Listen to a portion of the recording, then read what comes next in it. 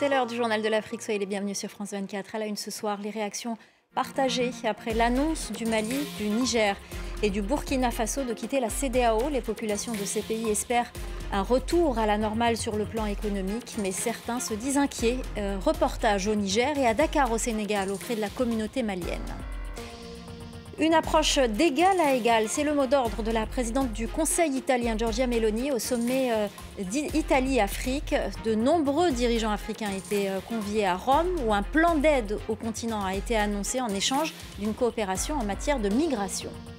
Enfin, les rencontres du jour de la Coupe d'Afrique des Nations. Le Cap-Vert a battu la Mauritanie 1-0. Le Sénégal affronte la Côte d'Ivoire. Demain, le Mali s'opposera à son voisin burkinabé. Le Maroc affrontera les Sud-Africains.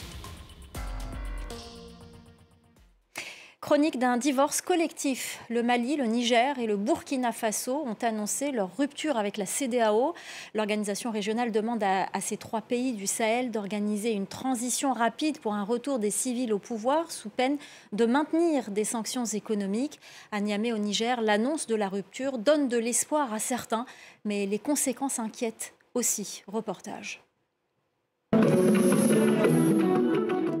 Une rupture qui ravit les soutiens de la junte militaire au pouvoir à Niamey. Le Niger, comme ses voisins burkinabés et maliens, a annoncé son retrait de la CEDEAO. Les militaires qui dirigent le pays nourrissent des relations conflictuelles avec l'organisation régionale depuis qu'elle a imposé des sanctions économiques après le coup d'État du 26 juillet dernier.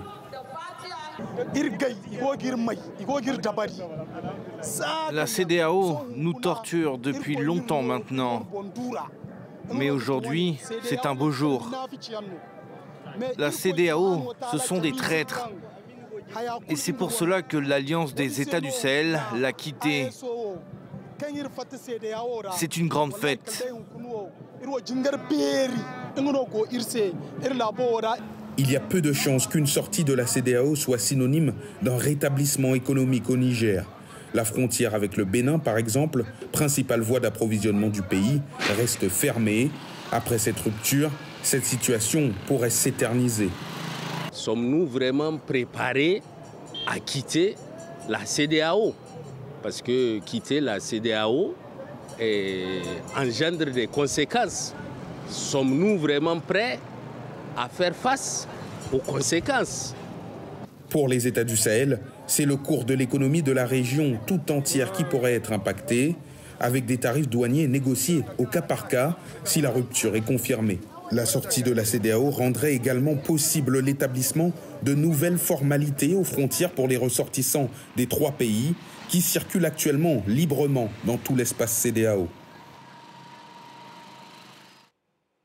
À Dakar, même espoir et même crainte de la communauté malienne. Nos correspondantes au Sénégal, Aminatou Diallo et Sarah Sako, sont allées prendre la température au marché malien de Dakar. Reportage. Le marché malien est bien connu à Dakar pour son beurre de karité, ses bijoux et surtout ses basins. Les commerçants sont pour la plupart originaires du Mali. Et ici, l'annonce du retrait du pays de la CEDEAO n'a échappé à personne. Aboubacar vit depuis une quinzaine d'années au Sénégal. Il se félicite de la nouvelle. On est très content de cela. Parce que la CEDEAO, si tu regardes la CEDEAO, ça ne nous a rien apporté depuis pas mal d'années. Dans le viseur de nombreux Maliens, les sanctions que la CEDEAO a appliquées plusieurs mois durant au Mali et qui ont durement affecté la vie du pays. Nombre de ces vendeurs résident depuis des années au Sénégal. Certains sont inquiets des conséquences que pourrait avoir cette décision dans leur quotidien. On laisse tomber ça, hein. C'est ça que je le pense. Hein. On négocie parce que c'est ça que plus on négocie là, ça nous arrange aussi, nous sommes de l'étranger quoi. Alassane fait lui aussi régulièrement la navette entre Dakar et Bamako. La politique, bon, c'est la politique, mais la majorité de la population, on sait comment ça va, on peut se gérer entre nous. Donc le reste, on croise les doigts que ça n'a qu'à aller dans le bon chemin. Cette décision de Bamako, aux côtés de Niamey et de Ouagadougou, de quitter la CEDEAO suscite de vives réactions ici au Sénégal, au sein de la communauté malienne, mais bien au-delà. Le Mali est un pays frère, un partenaire commercial. Or, ce retrait pourrait remettre en cause la libre circulation des biens et des personnes. On reste au Sénégal. Nous sommes à moins d'un mois de la présidentielle. L'opposant Ousmane Sonko, emprisonné depuis 6 mois, est éliminé de la course. Mais il a désigné son successeur. Il s'agit de son bras droit, Bassirou Diomaye Faye, un successeur qui est lui aussi en détention depuis 9 mois. Les précisions à Dakar d'Eliman Dao. Bassirou Diomaye Faye a un parcours quasi similaire à celui d'Ousmane Sonko. Il est inspecteur des impôts et domaines comme l'opposant. Il fait également partie des membres fondateurs du parti PASTEF, les Patriotes, le parti d'Ousmane Sonko, je rappelle, dissous par le gouvernement il y a environ 6 mois et dont il occupe le poste de secrétaire général. Il a ici la charge de faire prévaloir le projet politique d'Ousmane Sonko dans cette élection présidentielle. Le premier obstacle qui se dresse devant lui est de savoir s'il pourra faire campagne comme les autres candidats, car Bassirou Diomaye Faye est en détention depuis le mois d'avril 2023 pour notamment outrage à magistrat. Il n'est pas encore jugé et il fait partie des 20 candidats retenus par le Conseil constitutionnel pour partir à cette élection présidentielle. Ses collaborateurs, les membres de sa formation politique, appellent à sa libération. Au cas où il ne serait pas libéré avant l'élection, il pourrait compter sur un allié de taille comme Cheikh Tidiane Dièye, membre de la coalition d'opposition Yewwi Askan Wi et qui fait partie des 20 candidats à cette élection présidentielle. Il a annoncé cet après-midi qu'il fera campagne dans cette élection présidentielle pour la candidature de Bassirou Diomaye Faye. Selon les analystes politiques, l'autre défi qu'il va devoir relever dans cette élection présidentielle est d'endosser la popularité d'Ousmane Sonko. Et puis dans un entretien accordé à France 24 et RFI à Dakar, le premier vice-président du parti PASTEF s'est exprimé sur l'exclusion de l'opposant Ousmane Sonko de l'élection présidentielle du 25 février prochain. Birame Souleye Diop a également évoqué le candidat Bassirou Diomaye Faye. Pour lui, il peut remporter la présidentielle, même derrière les barreaux. Écoutez-le, il répondait aux questions de Marc Perelman et Christophe Boisbouzy. Tout le monde sait aujourd'hui que depuis 2014, l'actualité politique ne s'est pas faite sans la contribution de PASTEF et de son leader, le président Ousmane Sonko en l'occurrence. Ce qui fait qu'aujourd'hui, qu'on en arrive à cette conclusion que, à 30 jours de l'élection présidentielle, que Ousmane Sonko n'est pas un candidat, est un anachronisme et un coup rude porté à la démocratie et à la volonté populaire. Amadou Ba, il ne passe pas dans la rue pour qu'on dise Amadou Ba, il passe dans la rue pour entendre Ousmane Sonko. Ça, c'est au moins clair. Deuxièmement, ce qui est clair et certain, c'est qu'il n'y a pas de doute que nous avons la majorité. Bassirou Diomaye Diakhar Faye a introduit 5 demandes de liberté provisoire qui ont été rejetées. Mais vous savez, la particularité, je disais tout à l'heure, du projet, c'est que nous tous, nous le portons. Qu'il soit libre ou pas, le travail se fera parce que l'important, c'est de porter un programme politique. L'important, c'est de communiquer sur les réformes que nous sommes en train de porter. Voilà, et vous pouvez retrouver l'intégralité de cette interview sur nos antennes et sur notre site internet france24.com. Direction à présent la République démocratique du Congo. Les députés ont repris le chemin de l'hémicycle. La séance d'ouverture s'est tenue ce lundi.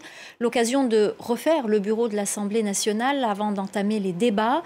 Au menu de cette session, entre autres, l'état de siège ou le budget, le tout en présence du public. Les précisions à Kinshasa d'Aurélie Bazara-Kibangula.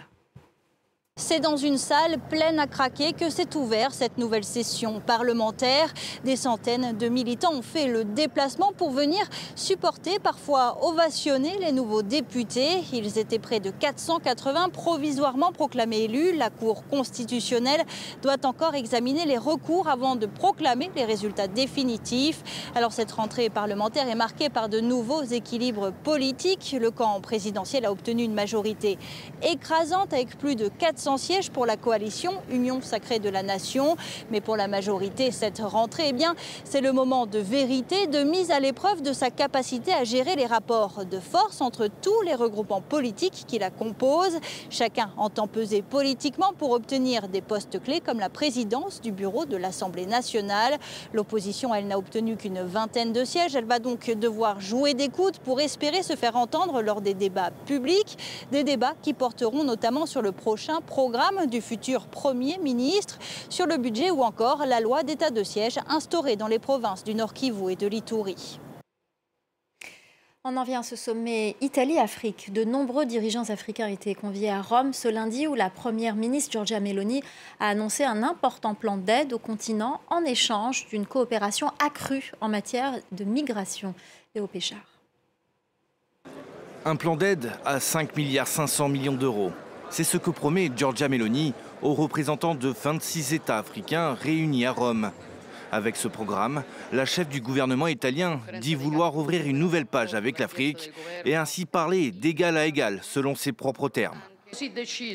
Nous avons décidé de lancer un ambitieux programme d'intervention capable d'aider le continent, de l'aider à croître et à prospérer à partir de ses immenses ressources.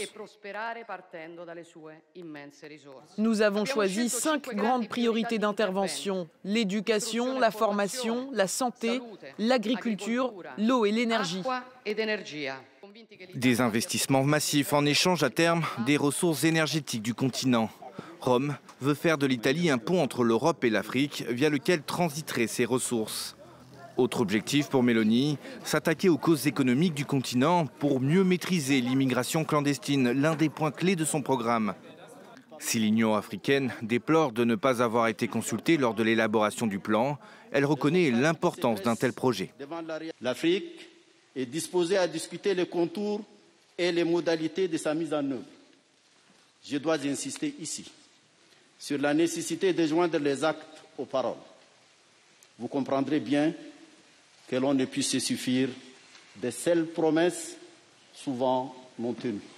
Reste néanmoins la question du financement du plan. Le budget est insuffisant, admet Giorgia Meloni, qui en appelle aux institutions financières et à l'Union européenne. Mais selon des experts, l'Italie pourrait avoir du mal à obtenir le soutien de Bruxelles, qui a déjà présenté en 2022 un plan d'aide à l'Afrique de 150 milliards d'euros.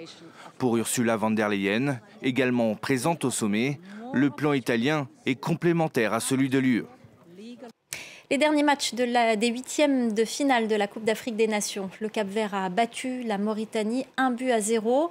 L'autre rencontre oppose le Sénégal à la Côte d'Ivoire. Puis demain, à l'affiche, le Mali affrontera le Burkina Faso et le Maroc jouera contre l'Afrique du Sud. Voilà, c'est la fin du Journal de l'Afrique. Restez avec nous, l'info continue sur France 24.